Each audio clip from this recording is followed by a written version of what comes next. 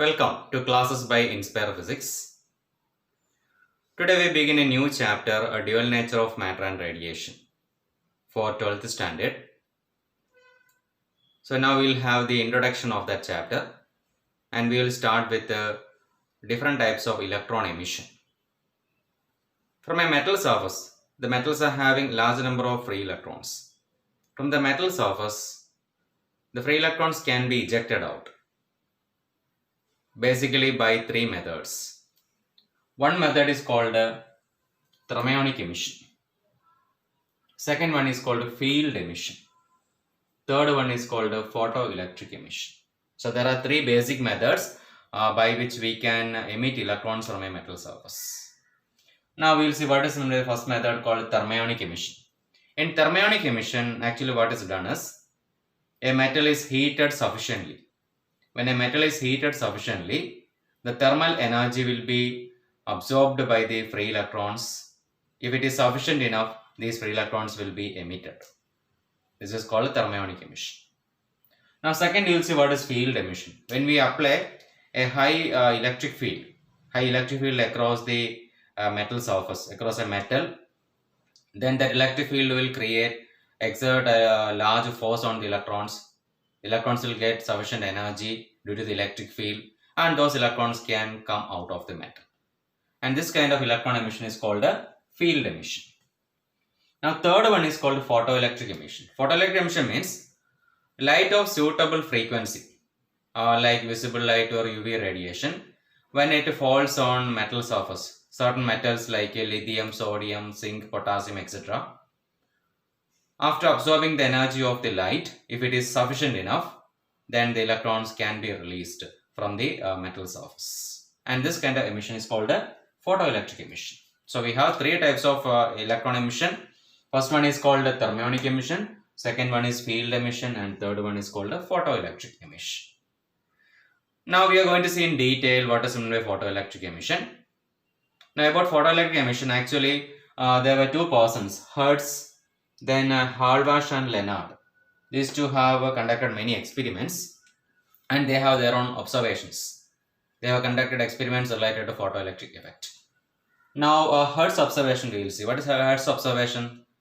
Actually Hertz has observed that when he was conducting experiments related with electromagnetic waves, he has used two metal spheres. For production of electromagnetic waves, he has used two metal spheres.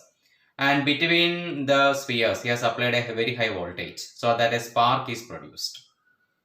And it is observed that when it is illuminated with UV radiation or ordinary visible light of suitable energy, it is saying that the spark was enhanced, means the strength of the spark was increased.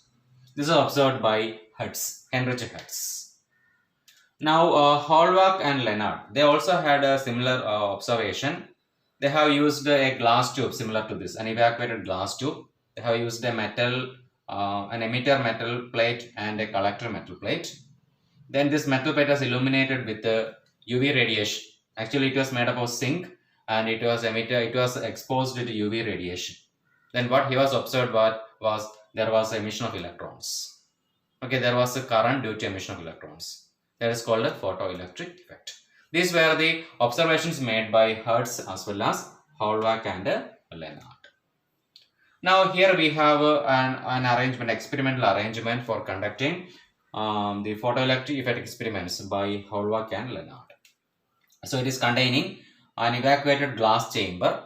There is a small window. Through the window, light will enter inside. Likewise, light will enter inside through the window, and this light will fall on this metal surface. So light can fall on the metal surface. Now what happens is from the metal surface, electrons were started to emit. Now these electrons were accelerated towards the collecting electrode. A is called the collecting electrode and this is called emitting electrode. So suitable metal, for emitting electrode we can use suitable metal like lithium, sodium, potassium, zinc, etc. So these experiments were done by Halbach and Lenard. So he has observed that when suitable radiation, just like UV rays or any other suitable radiation, when it falls on the metal surface, this is a photosensitive surface, electrons will start to emit. These electrons will move towards the opposite electrode. Okay, when electrons are emitted from the metal surface will be positively charged because the electrons are lost from the metal surface. This positive charge, now we can say this and this terminal also positive with respect to this, because if it is positively charged, this positive can reach here. This positive can attract those electrons. Now to enhance the strength of current, the strength of photocurrent, we are applying a potential difference also between these 2 points. Between the electrodes, we apply potential difference also using a battery. Then we have a rheostat and we have commutator. If we want, we can change the polarity, reverse the polarity. So initially we will start experiment with a positive potential here and negative potential here. We will increase the potential and we will observe that the photocurrent is increasing when we increase the potential. See, when we apply large potential, means large high positive potential and negative potential here, the strength of photocurrent also increased. Then when we continue the experiment, we will just reverse the polarity also. Here we will make negative potential and here we make positive potential. So that's about the experimental procedure. So this arrangement, we have voltmeter to measure the voltage between the emitter as well as the collector. Then we can measure the photocurrent using the micrometer. We have a rheostat along with a commutator to reverse the polarity of the battery for the experimental purpose. Okay, it is these observations were made by Holbach and Lenard. Now, one important thing you need to remember in this is when light of suitable energy falls on the metal surface, the energy of the light, it should have a minimum value. If it is sufficient enough, then only it can separate the electron from the metal surface. The minimum energy required to remove the electron from a metal surface is given a name called work function. We can give a symbol W0.